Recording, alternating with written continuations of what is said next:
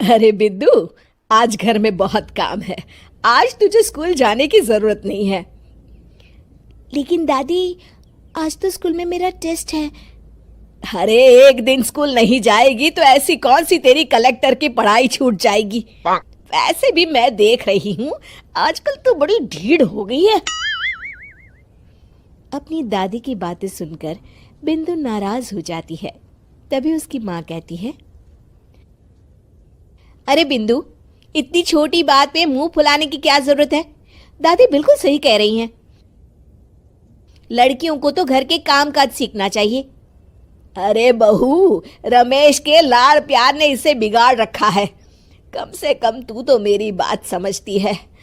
अच्छा, मेरी पूजा का समय हो गया है, मैं पूजा करने जा रही हूँ। इतना कहकर रमेश की माँ वहां से चली जाती है। इस तरह बिंदु की दादी और माँ दोनों अक्सर उसे घर के कामों में ही उलझा कर रखते थे। कुछ दिनों के बाद राजू और बिंदु के 10वीं के रिजल्ट्स आते हैं।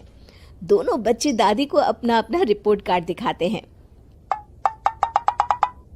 शाबाश मेरे लाल, तू तो बड़े अच्छे नंबरों से पास हुआ है। तभी बिंदु कहती है, दादी मैं भी अच्छे नंबरों से पास हुई हूँ। रमेश की माँ बिंदु को अनदेखा करते हुए कहती है, हाँ हाँ ठीक है, अभी यहाँ खड़ी क्या कर रही है, सुन लिया मैंने। जाकर मेरे लिए चाय बना कर लिया। बिंदु उदास होकर चाय बनाने किचन में चली जाती है। तभी राजू कहता है, दादी मैं क्रिकेट के कोचिंग सेंटर में एडमिशन लेना चाहता हूँ।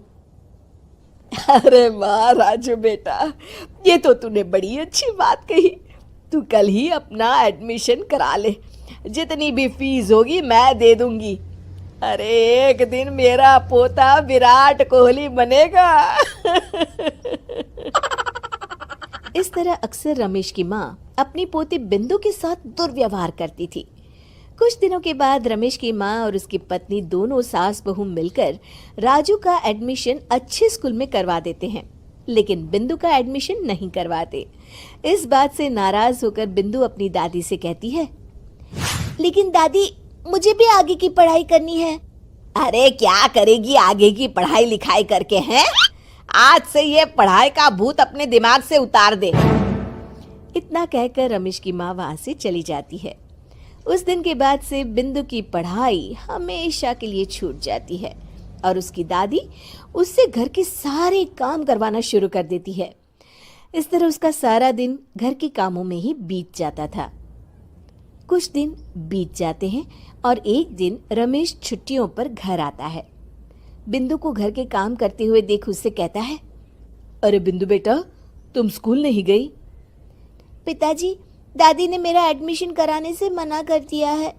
वे कहती हैं घर पे रहकर घर के काम करना सीख। अपनी माँ का ये बर्ताव देख रमेश को बहुत गुस्सा आता है और वो अपनी माँ से कहता है, माँ ये तुमने क्या किया? आगे की पढ़ाई के लिए स्कूल में बिंदु का एडमिशन क्यों नहीं करवाया? अरे बेटा, लड़की जात है, ज्यादा पढ़ लिख कर क्या करेगी? वैसे भी शादी के बाद तो इसे घर के ही काम करने हैं ना। तुम किस जमाने में जी रही हो माँ? अगर कल्पना चावला के घर वाले भी तुम्हारी सोच के होते तो क्या वो पूरी दुनिया में हिंदुस्तान का नाम रोशन कर पाती? इसका स्कूल छुड़वाकर तुम इसका भविष्य बर्बाद कर रही हो, लेकिन मेरे रहते ऐसा नहीं होगा। बिंदु बेटा, कल ही तुम्हारा एक अच्छे स्कूल में एडमिशन करा दूंगा। तुम जितना चाहे उतना पढ़ो, मेरे होते हुए तुम्हें किसी बात की चिंता करने की जरूरत नहीं है। अपने पिता से हौसला पाकर बिंदु खुश हो जाती है और कहती है, जी पापा, मैं खूब मन लगाकर पढ़ाई करूंगी और बड़ी होकर डॉक्टर बनूंगी। ये हुई ना बात, शाबाश मेरी बेटी। शिक्षा, लड़का हो या लड़की, हमें दोनों को आगे बढ़ने का मौका देना चाहिए। Yeah.